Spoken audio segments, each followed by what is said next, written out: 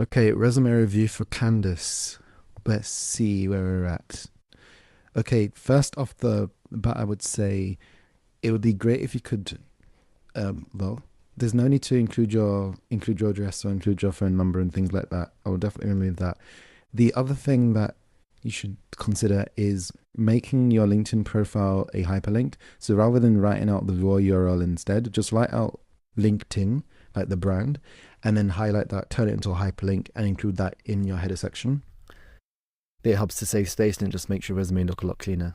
Summary section. Let's see. Okay, 14 years experience.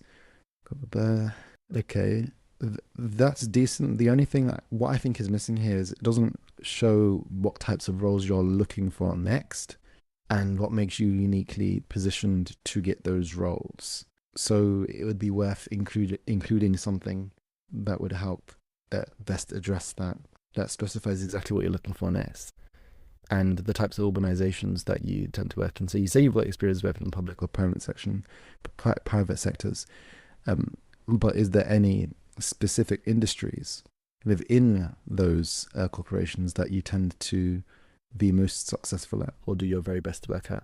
It might be worth doing that. This is also really interesting too.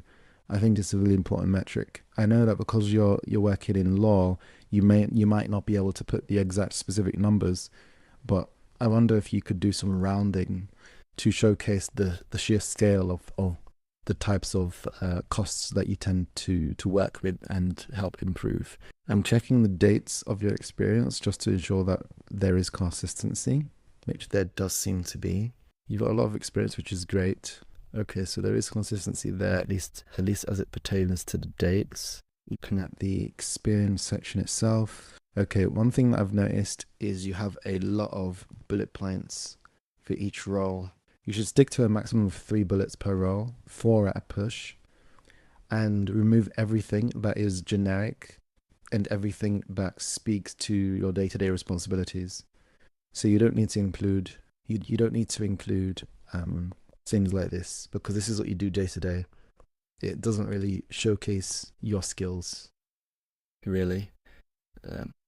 And a lot of these bullet points don't have any metrics to help provide more context into the impacts of what of the work that you do. So you do need to include metrics as much as possible where relevant. For example, supervise more than 25 litigation matters. That's a good metric. So it's good that you've also bolded it, but I think this should appear first. If it has the most impact, then it should show up first.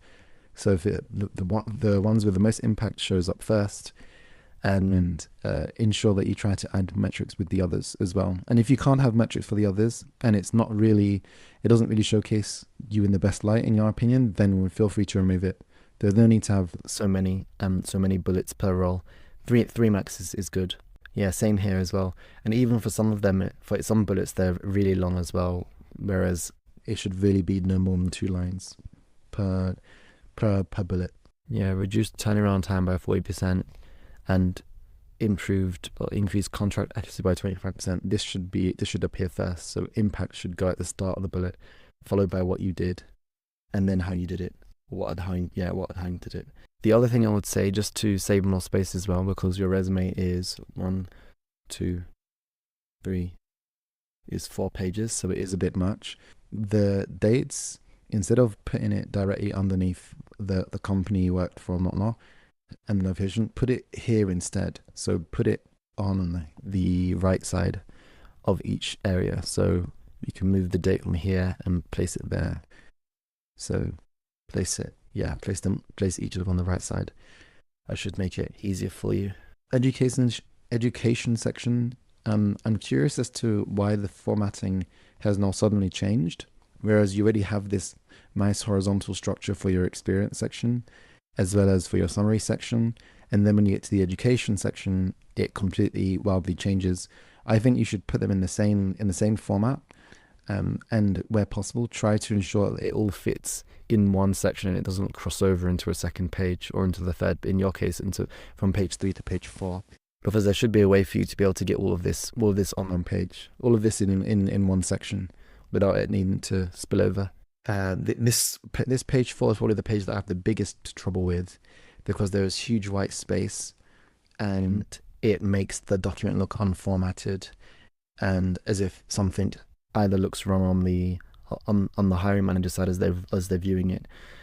So again, there's no need to have this in a number list. It could be the same way that you've done your other sections instead, and where you've got the date, you've got what the thing is, where it was, the organization, that sort of thing. And yeah, it looks like this is a couple of days worth of training each time, but it's still worth including. And skills, okay, skills are fine as is. In other cases, I have mentioned sometimes ensuring that your skills are backed up by a specific metrics or numbers, but because the skills section is down the bottom, there's probably no need to be.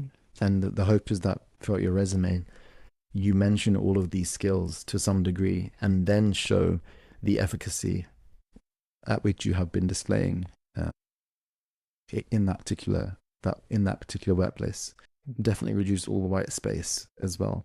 So I think based on everything you have here, you should be able to take this down from 4 pages to, let me see, to 3, maybe even 2, but definitely no more than 3, because there's just way too many bullets. So this one has 1, 2, 3, 4, 5, 6, 7. This one has over 10 bullets.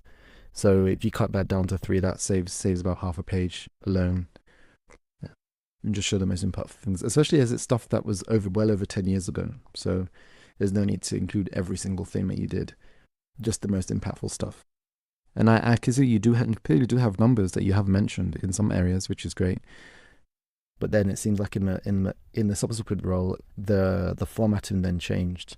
So again, you start off with numbers here, which is great, followed by what you did, and then in the next role, the numbers takes a back seat, and the focus is now about what you actually did.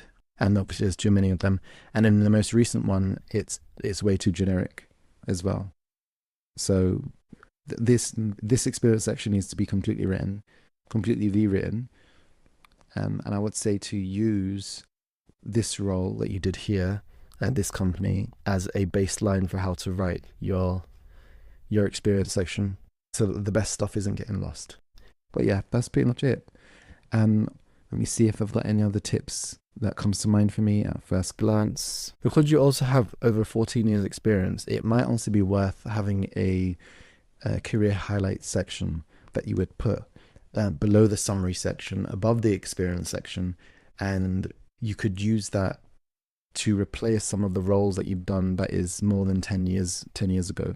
So, for example, you could remove these 2 roles entirely, rewrite the rest of your experience section, and then have a career highlights section that includes some of the top 3 to 5 best things that you've accomplished in your career. So you don't necessarily have to put every single job that you've ever done since you started working. You could just take all that stuff and then pick the best 3 or 5 and include a section above the experience here. So then you could have summary section, career highlights, and then your experience. But yeah, that's probably the last thing according to the resume checklist report that I have in front of me.